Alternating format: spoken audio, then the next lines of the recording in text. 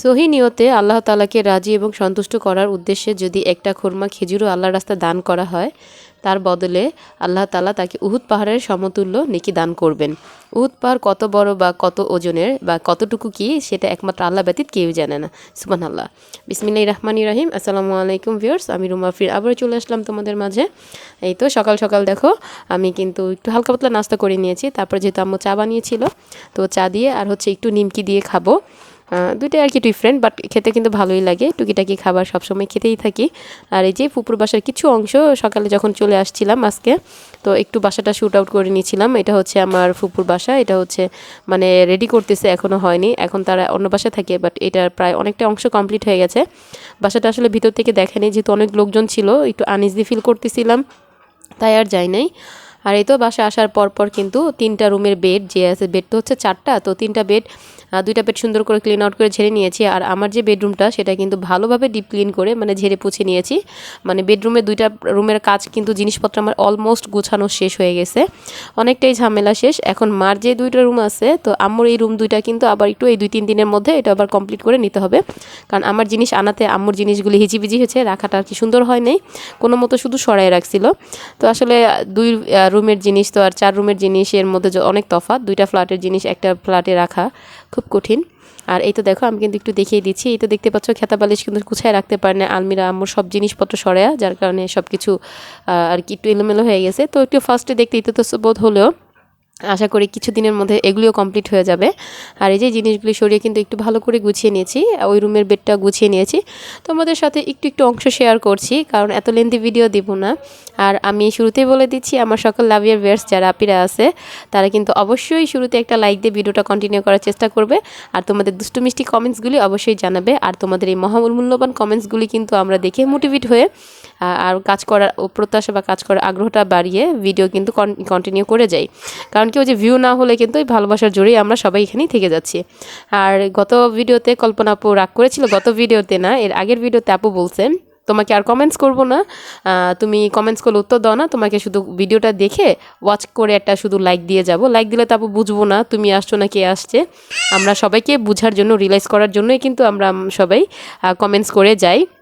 আপু কি বলবো, আমি আসলে একটু নানান ঝামেলার মধ্যে আছি। ফ্যামিলি তো তোমাদের আছে, সবারই আছে।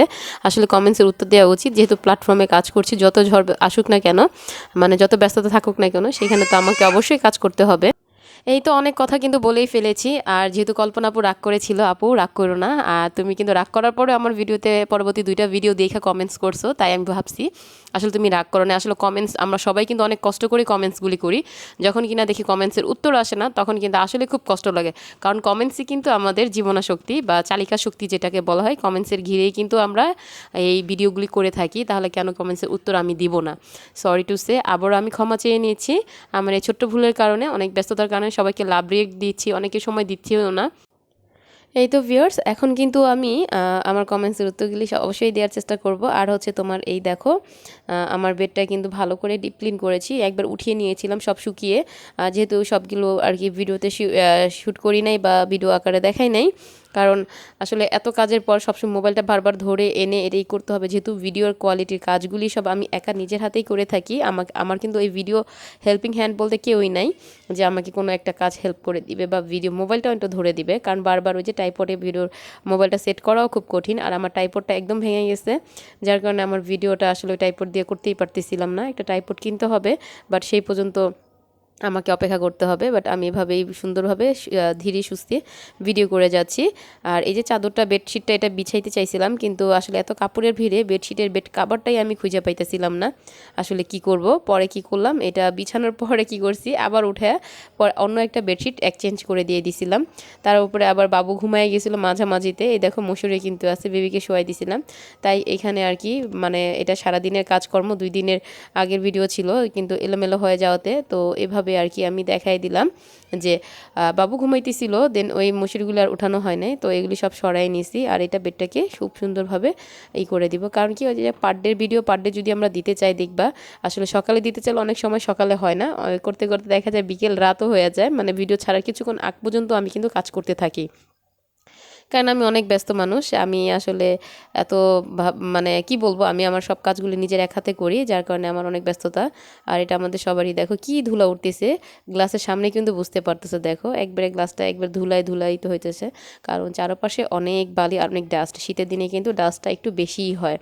আর এই তো যেহেতু আমার মোবাইলটা এই পাশেই ছিল, আর এখানে আমি একটা অল ক্লথ বিছিয়ে দিচ্ছি, ছোটো বেবি যেহেতু আছে, যাতে এটা নোংরা না করে বা ভিজে না দেয়, হিসু করে দেওয়ার সম্ভাবনা থাকে। জাস্ট ওই অর্ধেক পর্যন্তই স্পেসটা বিছাইছে। এটা কিন্তু আমার টেবিলের ক্লথ ছিল, যেহেতু টেবিলটা এখানে আমি বিছাইতে পারি নাই, কারণ এত জায়গা নাই টেবিলটা রাখার মতো, সব জিনিস কিন্তু এলোমেলো। আর এই যে বাবা আসছে, বাবা আসার সময় যে কি সবজি, আটা, চাল, তারপর হচ্ছে ডিম, এগুলি বাজার করে নিয়ে আসছিল। চালগুলো আম্মু এই যে ড্রামে ঢেলে দিয়েছে, সব কিছু করে নিতেছিল। আর এই যে আমি সবজিগুলো আম্মুকে হেল্প করছিলাম, যে আম্মু এগুলি আনছে, এগুলি বের করো, অনেকক্ষণ হয়েছে আনছে। আর ডিমগুলোকে আমি খুব সুন্দরভাবে এখানে রেখে দিয়েছিলাম ফ্রিজে।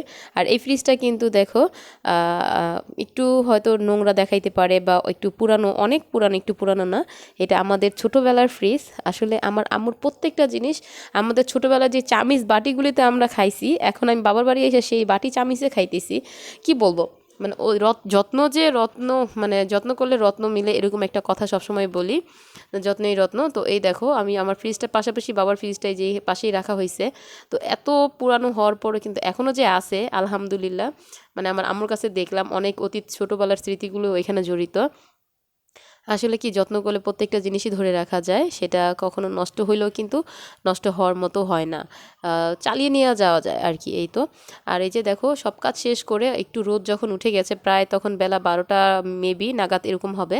তো এই যে পাতাগুলো গতবার এরকম করতে, যে আম্মুর কাছে শিখে নিছিলাম, পাটা কাইটা ফেলাইছি পা দিয়ে করতে, তো আম্মু বলছে কাচি দিয়া এরকমটাই না পুরা ছড়াই দিবা, তারপর একটু পা দিয়ে এলোমেলো করে দিলেই হয়। ওইটা আর দেখাইলাম না। একটা ভিডিও করতে গেলে কি হয়, আর একটা স্কিপ হয়ে যায়। ভিডিও করছি কিন্তু মোবাইল অন করতে ভুলে গেছি। আর এই যে দেখো মূলার ডাল ভুনা ছিল, প্লাস হচ্ছে তোমার এই যে গতকালকার হচ্ছে রুই মাছের তরকারি, আলু, সিম আর ফুলকপি দিয়া। আর এখানে মূলা ভাজি, মূলা শাক ভাজি, বেগুন ভাজা, আর হচ্ছে ধইনা পাতা ভর্তা। এটা এখন আমি পাটায় বাইটা নিব একটু পরেই।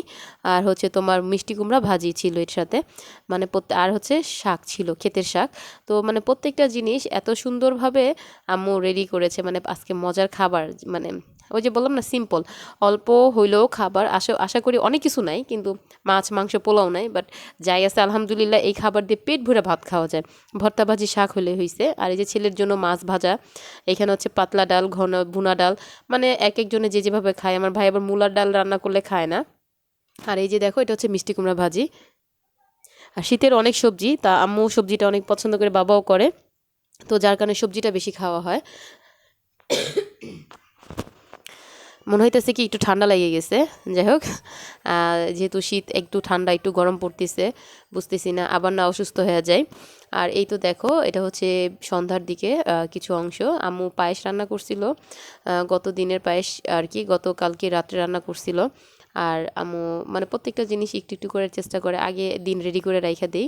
আর আমি এখানে কিছু চা অংশ, মানে এটা হচ্ছে মাসালা চা বানিয়েছিলাম, রং চা, যেটা খুব সর্দি কাশি সব ঘরে ঘরে, যেহেতু আমি একটু ঠান্ডা সর্দি ফিল করতেছি। আবার নূর হচ্ছে ঠান্ডা জ্বরে মনে করে ধরেই গেছে, ঠান্ডা দিয়ে নাক দিয়ে অনেক সর্দি পড়তেছে, ভাবলাম ওকে একটু রং চা খাইয়ে দিই মুড়ি দিয়ে। আর এই যে সন্ধ্যার সময় আমরা এই রং চার মুড়ি নিয়ে নিয়েছি। আর পায়েস ছিল, পায়েসটা পরে খাইছি, বাট ওইটা আর শ্যুট করি নাই। যাই হোক ভিউয়ার্স, আজকে তেমন একটা ভালো লাগতেছে না, ফুপির বাসায় আসার পর অনেকগুলি কাজ আর কর্ম, জার্নি, ঘরটর গুছানো, সব কিছু মিলা দেখা যেতেছে কি না অনেক খারাপ লাগতেছিল। তারপরে ভিডিও করি না বলেও অনেকটা অংশ করেই নিছি, টুকিটাকি তোমার সাথে শেয়ার করলাম। জানি না আমার লাভিয়ার ভিউয়ার্সরা আমার ভিডিও দেখে এখন আগের মতো ইন্টারেস্ট পায় কি না, মনে হয় পায় না, কারণ ওরকম আগের মতো আর হয় না। চেষ্টা করব আমি সব কিছু গুছিয়ে আবার মিলিয়ে আগে সেই ধরন আর স্বাদটা ফিরিয়ে আনতে। স্বাদ আছে কিন্তু সাধ্যি নাই, অনেকেই আমরা বলি, আসলেই ঠিক বলি, যে স্বাদ থাকলেও সবসময় সাধ্যি হয় না সব কাজ করার মতো এবং সব জিনিস কেনার মতো বা চাওয়ার মতো। কিন্তু হ্যাঁ, ইনশাল্লাহ একদিন না একদিন আল্লাহ সবার স্বাদ এবং আশা এবং ইচ্ছা পূরণ করে দিবে। হ্যাঁ, শুধু ধৈর্য ধরতেই হবে। এই তো ভিউয়ার্স, অনেকটা সময় এসে পড়েছি। আর যারা এই মুহূর্তে এখন আমার সাথে আসো, আর তাদেরকে অসংখ্য অসংখ্য ধন্যবাদ। আর যারা আমার ভিডিওতে নতুন কেউ বন্ধু এসে থাকো, বা অলওয়েজ দেখতেছি দুই একজন আসতেছে আমার ভিডিওতে থাকছো, যদি আমার ভিডিওর কোনো অংশ তোমাদের কাছে ভালো লেগে যায়, তোমাদের কাছে একটাই রিকোয়েস্ট,